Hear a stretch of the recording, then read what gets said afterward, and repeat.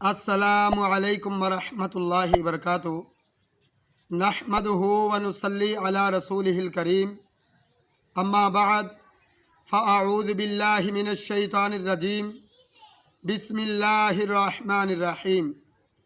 قال ابن عباس رضی اللہ تعالی عنہ یکتب الوحی۔ عزیز دوستو،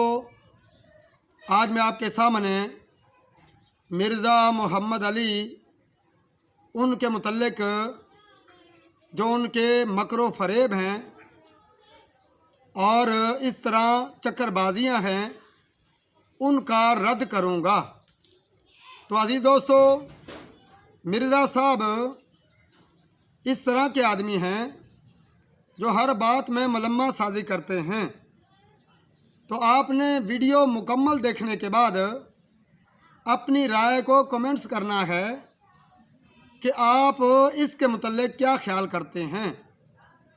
تاکہ اس کو پتہ چلے کہ دفاع صحابہ کے سپاہی ابھی زندہ ہیں۔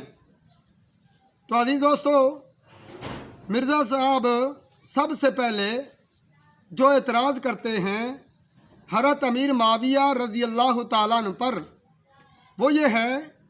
کہ وہ کاتب وحی نہیں تھے، یا پھر کاتب وحی تھے تو سفارشی تھے، نعوذ باللہ۔ تو عزیز دوستو، حضرت ابن عباس رضی اللہ تعالیٰ عنہ فرماتے ہیں کہ وہ کاتب وحی تھے۔ اب اگلا مسئلہ کہ ان کو حضرت ابو سفیان رضی اللہ تعالیٰ عنہ کی سفارش پر رکھا گیا۔ تو انہوں نے آ کے حضور صلی اللہ علیہ وسلم سے کچھ ڈیمانڈز کی کہ اس طریقے سے مسلمانوں کے دلوں میں میرے لیے محبت آ سکتی ہے۔ اس میں سے ایک ڈیمانڈ یہ تھی کہ میرے بیٹے معاویہ کو اپنا منشی رکھ لیں۔ یہ کاتب وحی کہتے ہیں، اینج رکھایا گیا جے کاتب وحی، منشی رکھ لیں، آپ کے لیے کتابت کر دے گا، یہ لکھنا پڑھنا جانتا ہے۔ تو آپ صلی اللہ علیہ وسلم نے ان کی وہ بات مان لی، باقی باتیں بھی مان لی۔ اور تو اس کا جواب یہ ہے کہ حضرت ابو موسیٰ اشعری رضی اللہ تعالیٰ عنہ دو افراد کو لاتے ہیں کہ ان کو عہدہ دے دیا جائے۔ تو نبی کریم صلی اللہ علیہ وسلم فرماتے ہیں کہ جو عہدہ طلب کرے ہم اس کو عہدہ نہیں دیتے۔ یعنی حضرت امیر معاویہ کے متعلق آپ صلی اللہ علیہ وسلم مطمئن تھے، اس وجہ سے اس کو سفارش کے باوجود عہدہ دے دیا، اور جن پر مطمئن نہیں تھے تو آپ صلی اللہ علیہ وسلم نے ان کو عہدہ دینے سے انکار کر دیا۔ تو اس لیے یہ اعتراض بلا جواز اور انتہائی احمقانہ اور نعوذ باللہ نبی کریم صلی اللہ علیہ وسلم پر یہ الزام ہے۔ اس کے بعد دوسرا اعتراض مرزا صاحب جو کرتے ہیں وہ یہ ہے کہ حضرت امیر معاویہ رضی اللہ تعالیٰ عنہ وہ قتل و غارت کرتے تھے، لوگوں کا ناجائز مال لوٹتے تھے، اور یہ صحیح مسلم کی حدیث پیش کرتے ہیں کہ حضرت عبداللہ بن عمرو بن عاص رضی اللہ تعالیٰ عنہ وہ بیان کر رہے تھے، مسجد میں موجود تھے، تو اس وقت انہوں نے یہ حدیث بیان کی۔ حضرت عبداللہ بن عمرو بن عاص رضی اللہ تعالیٰ عنہ نے خانہ کعبہ شریف کے ساتھ ٹیک لگائے ہوئے بیٹھے تھے سائے میں، تو انہوں نے اطاعت امیر کے حوالے سے نبی علیہ السلام کے کچھ فرامین ارشاد فرمائے کہ امیر کی اطاعت کرو اور جس کی بیعت کر لو اس کے پیچھے چلو۔ تو ایک تابعی جو ہیں جن کا نام ہے عبد الرحمن بن عبد رب کعبہ، کہ اس طرح خلفاء کی پیروی کی جائے، خلیفہ کی اطاعت کی جائے، اس کے احکامات کو تسلیم کیا جائے، اس کے فرمان پر عمل کیا جائے، اس کی فرما برداری کی جائے۔ تو جواباً وہاں جو سامعین میں ایک عبد الرحمن بن عبد رب کعبہ وہ موجود تھے، انہوں نے کہا کہ حضرت امیر معاویہ رضی اللہ تعالیٰ عنہ تو ہمیں قتل و غارت اور اس طرح لوگوں کا مال ناجائز لوٹنے کا حکم دیتے ہیں۔ تو وہاں عبداللہ بن عمرو بن عاص فرماتے ہیں کہ اگر وہ آپ کو قرآن و سنہ کے مطابق حکم دیں تو مان لیں، اگر تمہیں اللہ کی حکم کی خلاف ورزی کا حکم دیں تو مت مانیں۔ اب یہاں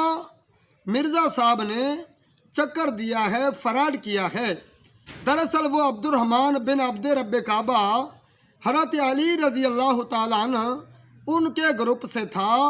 حضرت امیر معاویہ کا مخالف تھا، اور اس وجہ سے وہ یہ سمجھتا تھا کہ حضرت امیر معاویہ نے خلیفہ وقت کی نافرمانی کی ہے، بغاوت کی ہے، اس بغاوت کی وجہ سے جنگ ہوئی ہے، تو لہٰذا حضرت امیر معاویہ کی وجہ سے ناجائز قتل و غارت ہوئی ہے، لوگوں کا مال ضائع ہوا ہے۔ تو ان کا مطلب یہ تھا کہ اس سارے کا ذمہ دار حضرت امیر معاویہ ہیں۔ تو عزیز دوستو، اب مسئلہ یہ تھا، نہ کہ یہ مسئلہ کہ وہ اس طرح اس انداز میں پیش کرتے ہیں گویا کہ حضرت امیر معاویہ کسی کا مال غصب کرتے تھے اور اس طرح کسی کو ناجائز قتل کرنے کا حکم دیتے تھے۔ تو ایسی بات نہیں تھی، یہ اپنی جگہ سے مضمون کو توڑ کر، اس کو اپنی جگہ سے ہٹا کر اپنے مطلب کا مضمون نکالنے کی سازش ہے۔ اس کے بعد کوئی بندہ بھی اگر کسی کا مخالف ایسے ہی سمجھتا ہے، اس طرح حضرت امیر معاویہ رضی اللہ تعالیٰ عنہ ان کا کوئی بھی فیصلہ، کیونکہ مرزا صاحب نے خود ان کو مجتہد لکھا ہے، اور ان کا کوئی بھی فیصلہ اگر غلط بھی ہو، اجتہادی خطا بھی ہو، تو تب بھی ایک اجر ملے گا۔ حضرت طلحہ اور حضرت زبیر رضی اللہ تعالیٰ عنہما جو حضرت علی رضی اللہ تعالیٰ کے مخالف تھے، وجہ کیا تھی